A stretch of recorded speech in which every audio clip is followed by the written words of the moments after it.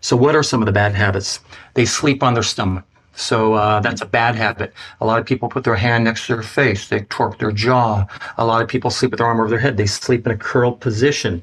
They have arm and shoulder pain. They slouch in a chair. They sit forward. A lot of forward activities. And our body's like a GPS system, always looking to reroute you. If you're doing much one way, it's trying to kind of compensate to open you up another way. It has to kind of figure out this stressful activity you're doing. And over time, it wears down the body. And as a result of time and everything contracting, we become like an LA traffic jam inside of us. We don't recover and repair efficiently. As a result, we kind of go down the rabbit hole of ill health. And the deeper in the rabbit hole, the more health consequences. And we try to look for answers. So that's how people kind of find their way in here. And I kind of give them tools that they could be doing bad habit wise and finding what their bad habits are and teach them.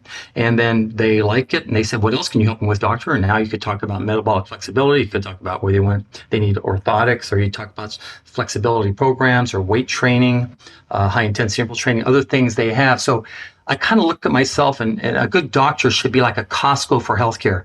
You don't go to Costco for one item, for a bottle of wine. You go into Costco, and by the time you leave, there's a lot of other things you kind of gather in the cart. So doctors need to be better like at a Costco for healthcare to kind of deliver more product and more information to teach people how to be better on the inside.